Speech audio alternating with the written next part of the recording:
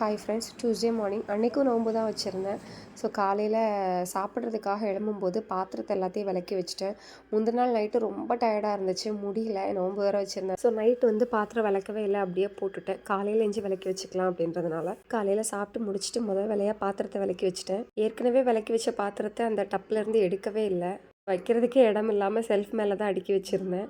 அவ்வளோ டயர்டு, சுத்தமாக எதுவுமே பண்ணல. எனக்கு உடம்பு முடியாமல் போச்சுன்னா நிஜமாவே எந்த வேலையுமே பண்ண மாட்டேன். ரிலாக்ஸ்டாக பண்ணிக்கலாம், நம்ம வீடு தானே, எப்போ வேணாலும் பண்ணிக்கலான்னு சொல்லிட்டு அப்படியே விட்டுருவேன். எந்த மாதிரி இருந்தாலும் அடுத்த நாள் தான் அந்த வேலையை பார்க்குறது.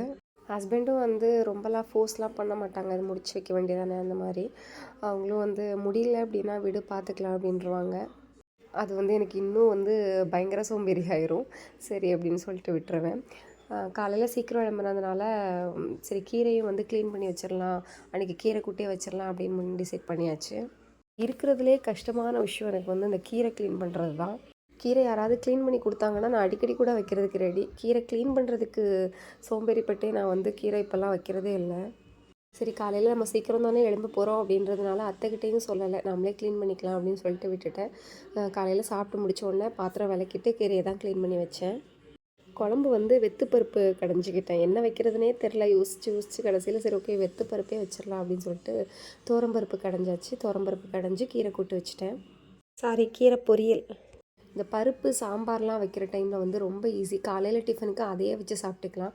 ஸோ அன்றைக்கி தோசை ஊற்றி அந்த பருப்பே வச்சு சாப்பிட சொல்லியாச்சு. நான் நோன்பு அப்படின்றதுனால அவங்களுக்கு மட்டும்தான்.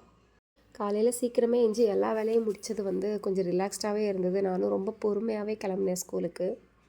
மற்ற நாளில் அவசர அவசரமாக கிளம்பி போகிறதா இருக்கும். ஏன்னா பாப்பாவை வச்சுட்டு அவளும் இடையில முழிச்சிருவாளா, ஸோ என்னால் வேலையே பார்க்க முடியாது. ஆனால் இன்றைக்கி கொஞ்சம் ரிலாக்ஸ்டாக இருந்துச்சு. வீடியோ பிடிச்சா லைக் பண்ணிக்கோங்க, சேனலில் சப்ஸ்கிரைப் பண்ணிக்கோங்க.